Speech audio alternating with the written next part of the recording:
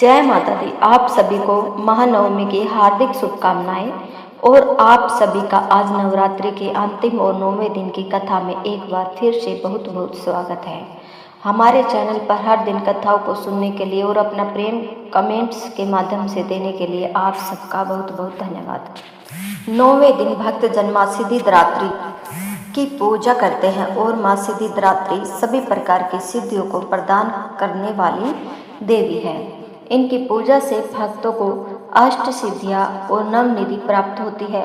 माँ सिद्धिदात्री कमल के आसन पर विराजमान रहती है। उनके 4 हाथ हैं जिनमें गदा, चक्र, शंख और कमल सुशोभित है। वे सर्व सिद्धि दायिनी है और भक्तों को मोक्ष भी प्रदान करती हैं। वे संसार के समस्त दुखों को हरने वाली है। माँ सिद्धिदात्री की पूजा करने से सिद्धियों और आत्म बल की प्राप्ति होती है। धन, ऐश्वर्य, सुख मिलता है और भक्त नवदुर्गा का संपूर्ण पूजन करता है उसे माँ सिद्धिदात्री की कृपा अवश्य प्राप्त होती है। पौराणिक कथा के अनुसार भगवान शिव ने माँ सिद्धिदात्री की कृपा से ही सभी सिद्धियों को प्राप्त किया था और इनकी शक्ति से ही भगवान शिव अर्धनारीश्वर स्वरूप में प्रकट हुए हैं।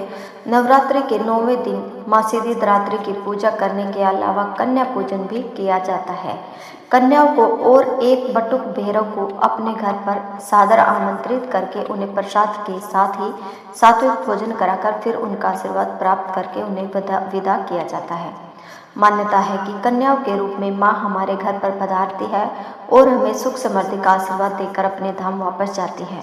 पुराणों में माँ सिद्धिदात्री की कथा के विषय में यही वर्णन मिलता है कि उन्हें आशीर्वाद से ही भगवान शिव को अर्धनारीश्वर रूप प्राप्त हुआ था और माँ सिद्धिदात्री का आशीर्वाद यह भी दर्शाता है कि इस संसार में स्त्री और पुरुष एक समान है। प्रिय भक्तजनों, अब सुनिए देवताओं के नवरात्रि की कहानी और उसके बाद आप सुनेंगे चैत्र मास महात्म्य में और देवी भागवत में आज की कथा।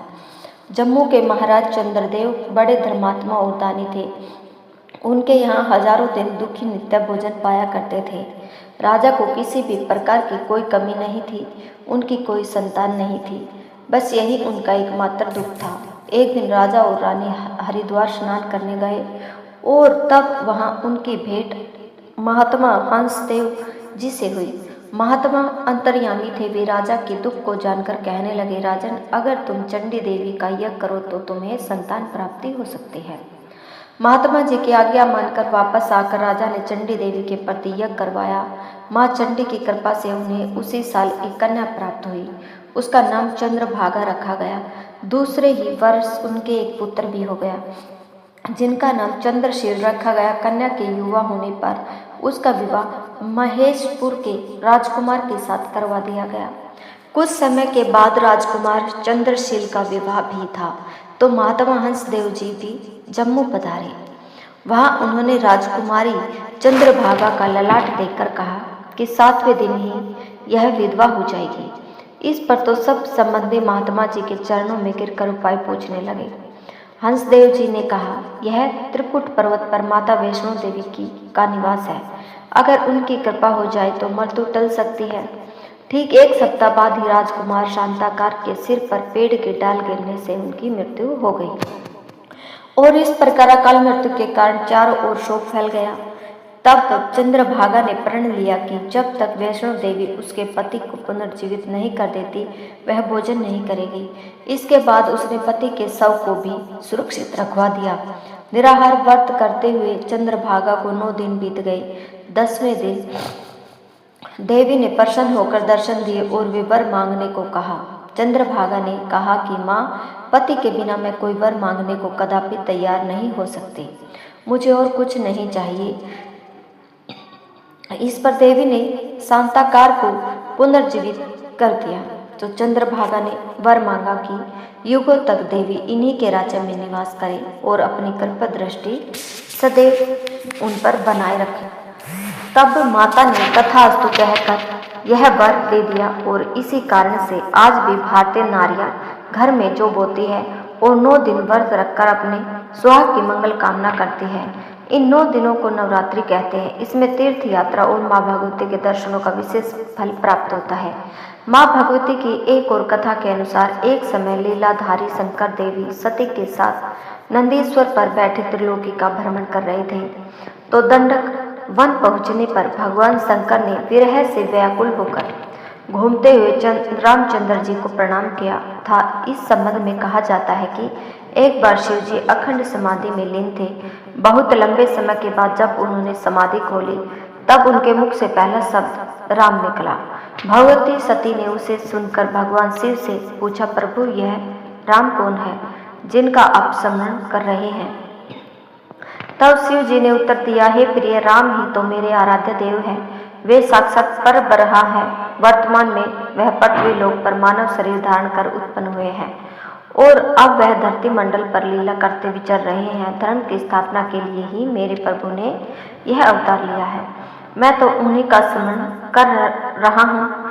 यह सुनकर देवी सती के मन में संदेह हुआ कि अगर राम पूर्ण ब्रह्म है तो वह सीता जी के विरह में व्याकुल हो रहे हैं और एक सामान्य मनुष्य का सा व्यवहार क्यों कर रहे हैं?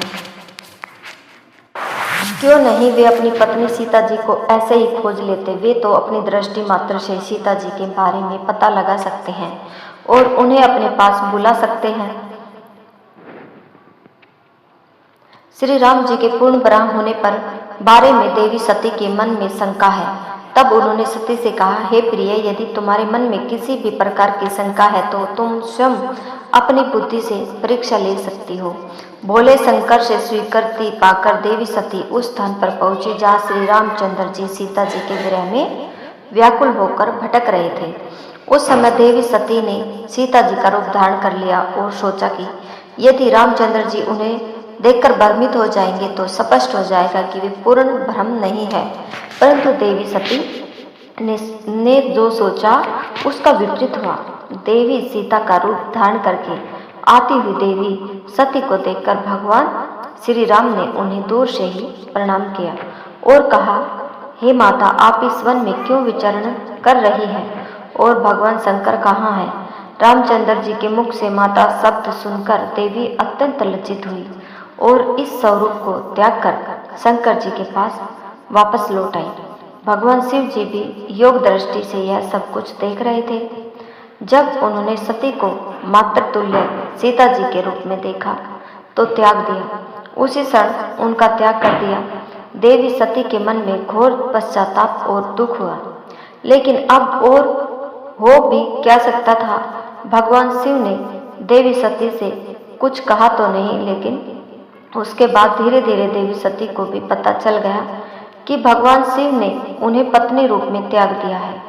अब यह सोचकर वह दुखी रहने लगी।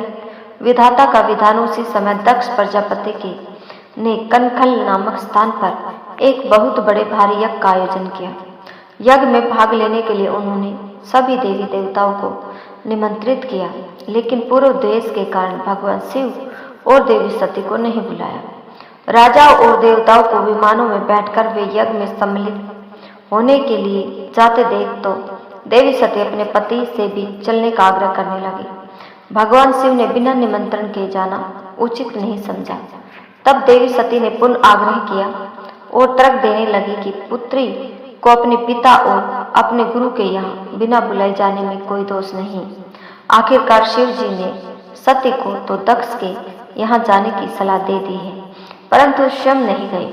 देवी सती अपने पिता के उत्सव में जाकर सम्मिलित तो हो गई, मगर वहां उनका वैसा आदर नहीं हुआ जैसा कि अन्य निमंत्रित अतिथियों का हो रहा था। भगवान शंकर जी की अर्धांगिनी सती ने समस्त देवताओं के साथ पति को ना बुलाए जाने पर और उनका घोर अपमान समझकर वे इस निरादर को सहन नहीं कर सकी। मन ही मन वह अपने को पति के रूप में त्यागे जाने से भी दुखी थी। दोनों ही कारण थे। बहुत दिनों से वह यह व्यथा झेल रही थी। तब वह दक्ष के समक्ष खड़े होकर क्रोध में आकर कहने लगी, हे पिता, मैंने तुम्हारे शरीर से जन्म लिया और तुमने मेरे पति का अपमान किया। इस कारण मैं तुमसे उत्पन्न शरीर को भी नहीं रखूंगी। अतः यज्ञ में अपने पति का भाग भी ना देकर तुरंत ही देह त्याग देने का संकल्प कर उसी यज्ञ कुंड में गिरकर अपने प्राणों की आहुति दे दी और इस प्रकार देवी सती हवन कुंड में कूद पड़ी। यज्ञ में हाहाकार मच गया और सूचना महादेव जी को भी प्राप्त हुई। परिस्थितियों को देखकर महादेव जी को रौद्र रूप धारण करना पड़ा। उन्होंने तुरंत ही अपने गणों को आज्ञा दी कि यज्ञ को सहसा कर दो और प्रजापति दक्ष का सिर काटकर उसी हवन कुंड में फेंक दो जहाँ देवी सती का शरीर गिरा है। गणों ने यज्ञ नष्ट भ्रष्ट कर दिया। दक्ष का सिर भी हवन की भेंट कर दिया गया। यह देखकर समस्त देवताओं ने महादेव जी से क्षमा मांगी और उनकी स्तुति की।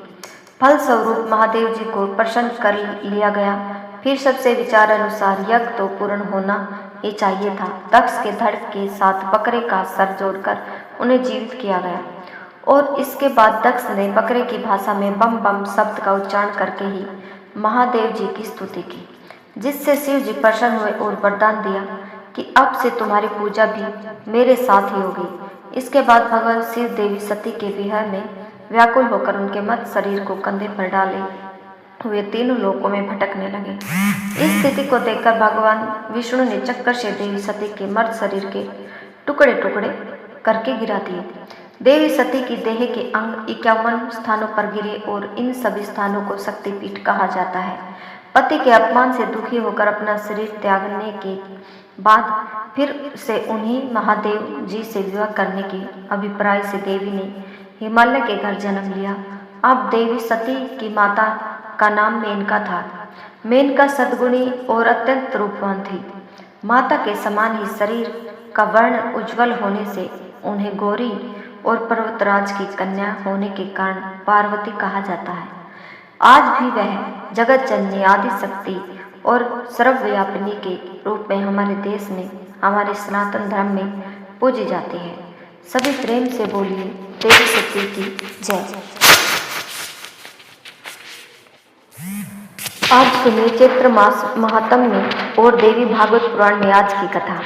व्यास जी कहते हैं, भगवती जगदम्बा की बात सुनकर सुग्रीव के आश्चर्य की सीमा नहीं रही। उसने कहा, शुंभ के दूत सुग्रीव ने कहा, सुंदर फोहो वाली देवी, तुम स्त्री स्वभाव के कारण सहसा यह क्या कर रही हो? और भागिनी, जिन्होंने इंद्र सहित संपूर्ण देवताओं और अन्य दुर्दांत दैत्यों को भी परास्त कर दिया है, उन्हें तुम संग्राम में जीतने की इच्छा कैसे रखती हो? त्रिलोकी में कोई भी ऐसा नहीं है जो समर में शुभ को जीत सके। कमल पत्राक्षी, ऐसी स्थिति में तुम में क्या सामर्थ्य है जो तुम उनके सामने युद्ध में थोड़ी देर भी टिक सको? सुंदरी, बिना सोचे समझे कभी भी कोई वचन नहीं कहना चाहिए। अपने और विपक्षी के बल को जानकर ही समय अनुसार बात करना उचित है। त्रिलोकी के अध्यक्ष महाराज शुभ तुम्हारे रूप पर मोहित हो जाने के कारण ही प्रार्थना कर रहे हैं। तुम बस उनका मनोरथ पूर्ण करो। मूर्खतापूर्ण स्वभाव त्याग कर मेरी बात का आदर करके तुम शुंभ या फिर निशुंभ की पत्नी बन जाओ।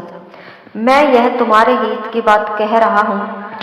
बाले, तुम अगर उनके पास नहीं जाओगी तो राजा शुंभ अत्यंत कुपित होकर अन्य बहुत से दूतों को भेजेंगे और वे दूत बड़े ही बलाभिमानी है। तब वे तुम्हारी चोटी पकड़कर बलपूर्वक तुम्हें ले जाकर शुंभ के सामने उपस्थित कर देंगे। यह बात बिल्कुल निश्चित है। इसलिए तनवंगी अपनी लज्जा सुरक्षित करने के लिए ही तुम्हें इस दुस्साहस का त्याग सर्वथा कर देना चाहिए। तुम एक आदरणीय देवी हो। मेरी बात मानकर शुंभ के पास चलने की कृपा करो। कहाँ तीखे तीरों से होने वाली मार काट और कहाँ रति से उत्पन्न होने वाला सुख। तुम्हें सार बात पर विचार करके मेरे हितकर वचनों पर ध्यान देना चाहिए। तुम शुभ अथवा निशुंभ को स्वामी बना लो, यूं करने में ही तुम्हारा परम कल्याण है। तब देवी ने कहा, महाभागु, तुम बड़े कार्यकुशल और सत्यवादी हो। शुंभ और निशुंभ निश्चय ही अत्यंत बलवान है, यह बात मैं जान गई, किंतु लड़कपन से ही मैंने जो प्रतीक्षा कर रखी है उसे भला अन्यथा कैसे किया जाए। इसलिए तुम निशुंभ या फिर उससे भी अधिक बलवान उसके भाई शुंभ से कह दो कि बिना युद्ध किए कोई भी मेरा स्वामी नहीं बन सकता, चाहे कोई कितना भी सुयोग्य और सुंदर क्यों न हो। राजन, मुझे जीतकर पाणी ग्रहण कर लो। मैं अबला होती हुई भी युद्ध के विचार से ही इस समय यहाँ आई हूँ। यह बात तुम्हें अच्छी तरह समझ लेनी चाहिए। तुम में शक्ति हो तो वीर धर्म का आश्रय लेकर मेरे साथ युद्ध करो, और अगर मेरे त्रिशूल से लड़ते हो तो अभी के अभी पाताल भाग जाना तुम्हारे लिए श्रेयकर है। और जो अगर तुम्हें जीने की इच्छा हो तो स्वर्ग और पृथ्वी इन दोनों की ही स्थानों को छोड़कर तुरंत कहीं और भाग जाओ। दूत, तुम अभी जाओ और आदर पूर्वक अपने स्वामी से मेरी यह बातें बता दो। फिर महाबली शुंभ विचार करके जो उचित होगा वही करेंगे। संसार में दूत का यही धर्म तो है कि जो बात सत्य है उसे व्यक्त करे। धर्मज्ञ शत्रु और स्वामी दूत को दोनों के ही प्रति निष्पक्ष व्यवहार करना चाहिए। अब तुम भी वैसा ही करो, देर मत करो। व्यास जी कहते हैं, उस समय भगवती जगदम्बा के मुख से जो बातें निकली वे नीति युक्त, शक्ति संपन्न, हेतु पूर्ण और अत्यंत प्रतिभा से युक्त थी। उन्हें सुनकर शुंभ के दूत सुग्रीव के आश्चर्य की सीमा ही नहीं रही। बार बार विचार करने के बाद वह अपने स्वामी के पास लौट गया और चरणों में मस्तक झुकाकर नम्रता पूर्वक कहने लगा। उसकी बात नीतिपूर्ण, मृदु और मनोहर थी। दूत ने कहा, राजन, सत्य और प्रेम बात कहना चाहिए। इस नियम के कारण मेरे हृदय से चिंता दूर ही नहीं हो रही है, क्योंकि जो सत्य हो और प्रेम भी हो ऐसा वचन अत्यंत दुर्लभ है। सत्य तो हमेशा कड़वा होता है। प्रेम कहने वाले दूत के प्रति राजा सर्वथा कुपित हो सकते हैं। मैं उस स्त्री से भेंट करके आ रहा हूँ, लेकिन मैं यह नहीं जान सका कि वह निर्बल है या सबल। मेरी समझ में नहीं आ सका, अतः मैं क्या कहूँ। राजन, मेरे देखने में वह युद्ध करना चाहती है। उसके वचन बड़े गर्व और कठोर है। महामते, उस स्त्री ने जो कुछ कहा है उसे अब आप भली भांति सुनने की कृपा करें। उसका कहना है कि मैं छोटी लड़की थी, तब एक दिन सखियों के साथ खेलते कूदते समय हास प्रयास में ही मैंने अपने विवाह के विषय में ऐसी प्रतिज्ञा कर ली थी कि जिसके प्रयास से युद्ध में मेरी हार हो जाएगी और जो मेरे बल के अभिमान को चूर्ण कर देगा, उसी समान बल वाले वीर को मैं पति से वर्ण करूंगी। राजन, मेरी वह प्रतिज्ञा व्यर्थ न हो, ऐसे ही चेष्टा करनी चाहिए। अतएव धर्मज्ञ, तुम युद्ध में जीतकर मुझे अपने अधीन कर लो। उस स्त्री के कहे हुए वचन सुनकर मैं आपकी सेवा में उपस्थित हूँ। महाराज, अब आपको जो ठीक लगे आप वही कीजिए। वह स्त्री तो युद्ध के लिए निश्चित विचार कर चुकी है। वह तो सिंह पर चढ़ी हुई है और अपने हाथों में उसने आयुध ले रखे हैं। राजन, अपने निश्चय से वह डिग नहीं सकती। आप जो उचित जान पड़े वही आप करने की कृपा कीजिए। व्यास जी कहते हैं, अपने दूत सुग्रीव के द्वारा देवी का यह कथन सुनकर राजा शुंभ ने पास बैठे हुए महान सूरवीर भाई निशुंभ से पूछा। शुंभ ने कहा, भाई, तुम बड़े बुद्धिमान हो, सच्ची बात बताओ, इस अवसर पर हमें क्या करना चाहिए? कोई स्त्री युद्ध की अभिलाषा से हमें भुला रही है, अतः अब मैं स्वयं लड़ाई के मैदान में चलूं या फिर तुम ही सेना साथ लेकर जाओगे? निशुंभ, ऐसी स्थिति में जो सम्मिलित हो वही मैं करूंगा। तब निशुंभ ने कहा, वीर, अभी रण क्षेत्र में ना हो तो मुझे जाना चाहिए और न आपको ही। महाराज, शीघ्र ही धूम्रलोचन को भेज दीजिए। वो जाए और युद्ध भूमि में उस सुंदर नेत्र वाली स्त्री को अपने अधीन कर ले आए। फिर आप उसके साथ विवाह कर लीजिएगा। व्यास जी कहते हैं, छोटे भाई निशुंभ की बात सुनकर पास ही बैठे हुए धूम्रलोचन को देवी के पास जाने के लिए शुंभ ने आज्ञा दी। तब शुंभ ने कहा, धूम्रलोचन, तुम एक विशाल सेना लेकर अभी जाओ। अपने बल के अभिमान में चूर रहने वाली उस हठीली स्त्री को पकड़कर यहाँ ले आना तुम्हारा परम कर्तव्य है। देवता, दानव या फिर महाबली मानव कोई भी उसके अनुचर हो, उन सबको तुरंत मृत्यु के मुख में झोंक देना चाहिए। उसके साथ एक काली रहती है, उसको भी मारकर तुम सुंदरी को ले आना। यह उत्तम कार्य करके तुम बहुत जल्दी यहाँ लौट आओ। परंतु प्रशंसनीय प्रेम प्रकट करने वाली उस साध्वी स्त्री को तुम भली भांति सुरक्षित रखना, उसे चोट मत पहुंचाना, क्योंकि वीर, उस स्त्री के सभी अंग बड़े ही कोमल है। उसके सहायक जो भी शस्त्र लेकर युद्ध के मैदान में आए हैं, उन सबको तो मार डालना चाहिए, परंतु उस स्त्री को सब तरह से यत्न पूर्वक बचाना चाहिए। वह सर्वथा अवध्य है। व्यास जी कहते हैं, शुंभ दानवों का राजा था। उसके ऐसे वचन सुनकर उसका आदेश पाकर धूम्रलोचन तुरंत जाने को तैयार हो गया। उसने शुंभ के सामने मस्तक झुकाया और सेना साथ लेकर वह युद्ध भूमि की ओर चल पड़ा। उसकी सेना में 60,000 राक्षस थे। उस समय मृग शावक के नेत्रों जैसे विशाल नेत्र वाली भगवती जगदम्बा मनोहर उपवन में विराजमान थी। उन पर धूमर लोचन की दृष्टि पड़ी देखकर नम्रता पूर्वक वह उसके पास चला गया और उनसे बातचीत आरंभ कर दी। उसके वचन से मधु टपक रहा था। उसका प्रत्येक शब्द हेतु युक्त और सरस था। उसने कहा, महाभाग्यवती देवी सुनो, शुंभ तुम्हारे व्यवहार से अत्यंत व्याकुल है। उन्हें नीति शास्त्र का सर्वोत्तम ज्ञान प्राप्त है, इसलिए उन्होंने तुम्हारे पास दूत भेजा था। रस भंग न हो जाए इस डर से वे स्वयं तुम्हारे पास आना अनुचित समझते हैं, वरना दूत ने जाकर कुछ उल्टी ही बातें वहां कह दी। उसे सुनकर राजा शुंभ के मन में चिंता की काली घटाएं घिराई है। मैं विशाल वाहिनी के साथ सेवा में उपस्थित हूँ। महाभाग्य तुम बड़ी चतुर हो, अब मेरे मधुर वचन सुनने की कृपा करो। देवताओं के अभिमान को चूर्ण करने वाले शुंभ त्रिलोकी के शासक हैं। तुम उनकी पटरानी बनकर अनुत्तम सुख भोगने के सुअवसर को हाथ से मत खो। उनकी बड़ी बड़ी भुजाएं हैं, काम संबंधी बल का रहस्य उन्हें पता है, वे अवश्य विजय पा जाएंगे। तुम चित्र विचित्र हाव भाव करो, वे भी वैसे करने में सहमत हो जाएंगे। वे अवश्य ही मंदभागी है, जिन्हें तुम्हारे पास अस्त्र युद्ध करना अभीष्ट है। सूरत वल्लभे कांते वे तुम्हें पाने के सदा अधिकारी है। तुम जैसे अपने मुख के मध्य से सिंचित करके वकुल और कुर्बक वृक्ष को विकसित करती हो, वैसे ही अपने स्नेह रस युक्त पदाघात से राजा शुंभ को आह्लादित करने की कृपा करो। व्यास जी कहते हैं, इस प्रकार कहकर धूमर लोचन चुप हो गया। तब भगवती कालिका ने हंसकर उत्तर दिया, अरे नीच, तेरी बातें तो ऐसी हैं मानो तू कोई नट हो। तू झूठ बोलने वाला मनोरथों को मन में स्थान देकर मीठी मीठी बातें बक रहा है।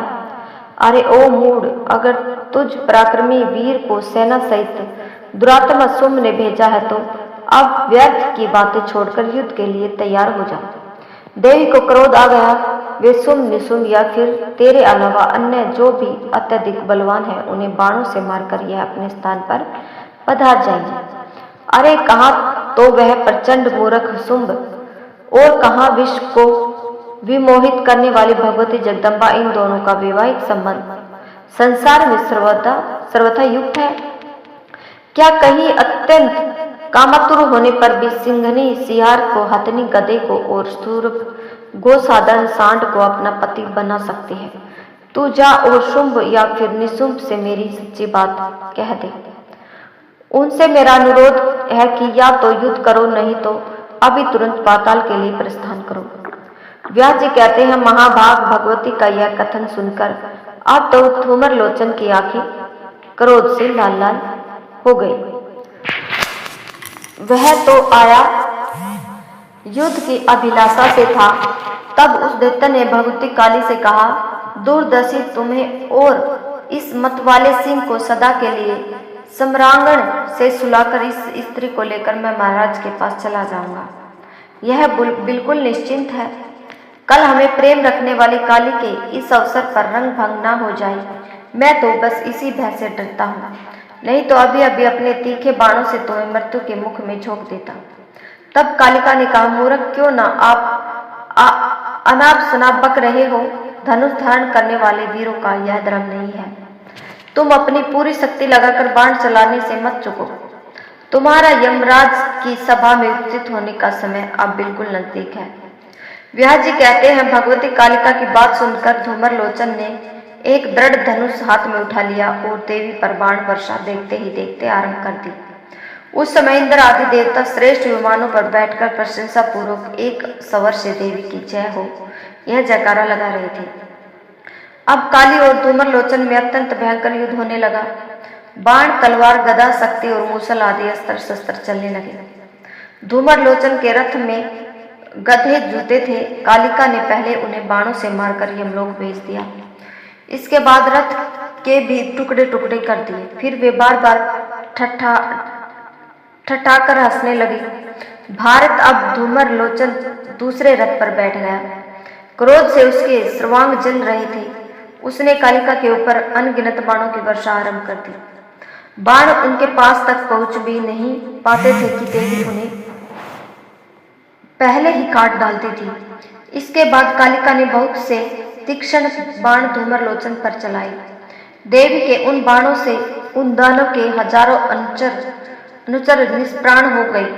रथ कट कर गिर गया। सारथी और रथ खींचने वाले गधे सभी काल की ग्रास बन गए। काली के बाण ऐसे प्रचंड थे मानो विथर सरप हो। उनके आघात से धूमर लोचन के धनुष की धज्जियां उड़ गई। देवताओं को प्रसन्न करने के लिए भगवती शंख ध्वनि करने लगी। अब रथहीन धूमर लोचन के क्रोध की सीमा नहीं रही। उसके पास एक लोहमय सुदृढ़ पर था। उसे ही हाथ में उठाकर वह देवी के रथ के बिल्कुल पास आ गया। उस समय धूमर लोचन की आकृति इतनी भयंकर हो गई मानो साक्षात काल ही हो। वह काली की बातों से भर्त्सना करने लगा। हरि कुरूप पे पिंगल लोचने में तुम्हें अभी भी मार डालता हूँ। ऐसा कहकर उसने तुरंत आगे बढ़कर देवी पर अपना परिघ फेंका। इतने में भगवती जगदम्बा ने ऐसा हुंकार किया कि उसके प्रभाव से धूमर लोचन वहीं जलकर राख हो गया। धूमर लोचन जलकर भस्म हो गया। यह देखकर सैनिकों के हृदय में अत्यंत आतंक छा गया और वे तुरंत भाग खड़े हुए। बाप रे बाप पुकारते हुए वे भागे जा रहे थे। धूमर लोचन का निधन देखकर अब देवताओं के मन में अपार हर्ष छा गया। आकाश में विराजमान होकर वे देवी के ऊपर पुष्प बरसाने लगे। राजन, उस समय समारगण का दृश्य बड़ा ही भयानक हो गया था। अनेकों दानव मरे पड़े थे। हाथियों, घोड़ों और गधों की लाशें बिछी हुई थी। युद्ध भूमि में पड़े हुए निष्प्राण दानवों को पाकर गीत, कौवे, सियार, बाज और पिशाच नाचने तथा कोलाहल करने में व्यस्त थे।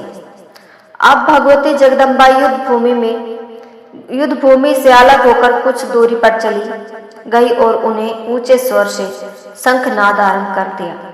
यह ध्वनि थी विपक्षियों के लिए अत्यंत भयप्रद। उस समय शुंभ अपने भवन में विराजमान था। उसे वह शंख ध्वनि सुनाई पड़ी। थोड़ी देर के बाद भागे आते हुए दानव दिखाई पड़े। उनका अंग अंग छिद गया था। रक्त से वे सब भीगे हुए थे।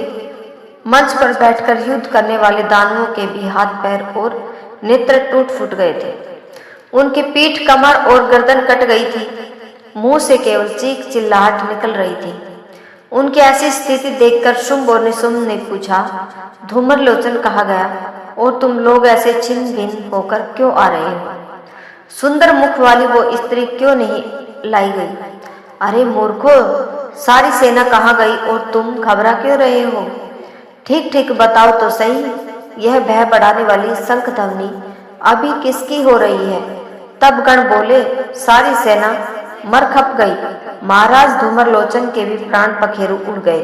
संग्राम भूमि में यह अमानुषिक घटना कालिका के द्वारा घटित हुई है और यह आकाश व्यापी शंख ध्वनि अंबिका की ही हो रही है।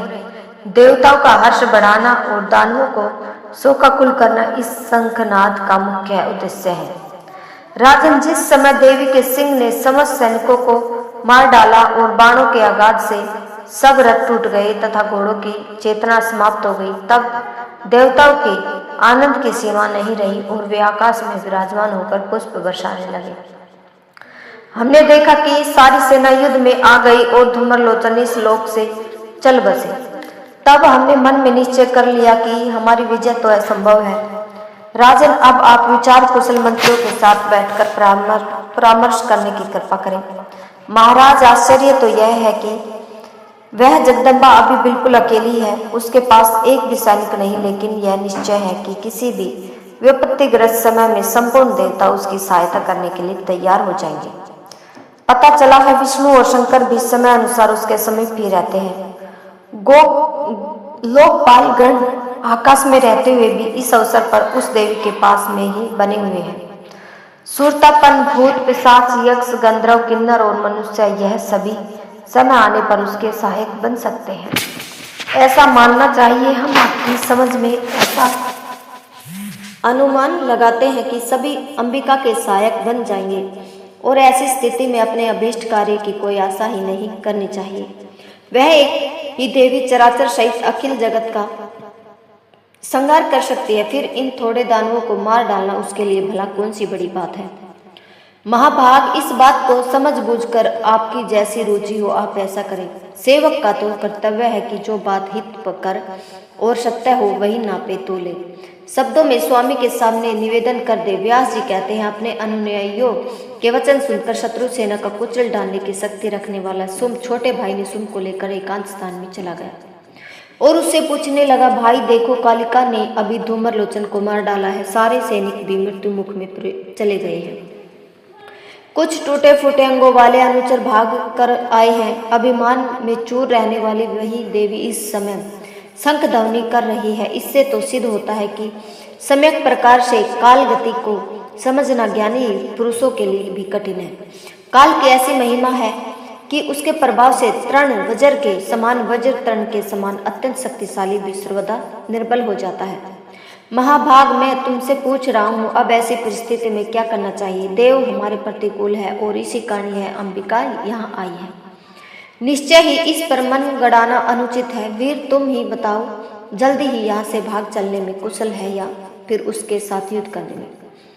यद्यपि तुम छोटे हो फिर भी इस दुखदायी समय में मैं तुम्हें बड़ा मानकर तुमसे परामर्श लेना चाहता हूँ। तब निशुंभ ने कहा, अनग, इस समय ना तो भागना ठीक है और ना ही दुर्गे में छिपे रहना ही इस स्त्री के साथ सम्यक प्रकार से युद्ध किया जाएगा। इसी में अपना परम श्रेय है। मेरे बड़े बड़े सहायक हैं। मैं अभी सेनापति सहित सम्रागण में जाऊंगा और उस अबला को मारकर लौट आऊंगा। हाँ, अगर बलवान प्रारब्ध के कारण मेरा अभिष्ट सिद्ध न हुआ तो मेरा वहां से लौटना असंभव है। फिर मेरे मर जाने पर भी बार बार परामर्श करके आपको इस कार्य से विमुख नहीं होना चाहिए। अपने छोटे भाई निशुंभ की इस प्रकार की बातें सुनकर शुंभ ने उसे कहा, तुम अभी ठहरो। चंड और मुंड बड़े पराक्रमी वीर हैं। पहले यह दोनों योद्धा जाए, क्योंकि खेरहे को पकड़ने के लिए हाथी को छोड़ना बिल्कुल शोभा नहीं देता। चंड और मुंड में अपार सामर्थ्य है। उस स्त्री को वे भली भांति मार सकते हैं। इसके बाद राजा शुंभ ने चंड मुंड से कहा, चंड और मुंड, तुम दोनों अपनी संपूर्ण सेना के साथ अब यात्रा कर दो। मध्य से उन्मत्त रहने वाली वह स्त्री बड़ी निर्जल है और उसे मार डालना तुम्हारी यात्रा का मुख्य उद्देश्य होना चाहिए। वीर, तुम बड़े भाग्यशाली हो। अथवा ऐसा करो कि उस सुलोचना काली को सम्रागण में परास्त करके पकड़ लो और इस अत्यंत कठिन कार्य को करने के बाद यहाँ लौट आओ। अगर वह मतवाली अंबिका पकड़ी जाने पर भी नहीं आती तो उसे भी अत्यंत तीखे बाणों से मार डालना चाहिए। यह युद्ध भूमि की शोभा है। जय माता दी। इस प्रकार चैत्र मास महात्म्य में आज का अध्याय यही समाप्त होगा। इसके आगे का वृत्तांत, जिसमें आप चंड मुंड का विधन और रक्त बीज के साथ देवी की जो भी बात हुई उसका वृत्तांत सुनेंगे। यह कथाएं आपको पूरे चैत्र मास में सुनाई जाएंगी। अगर आप लोगों को हमारी यह कथा पसंद आई तो इस वीडियो को ज़्यादा से ज़्यादा शेयर करें। आप सुनिए दुर्गे मैया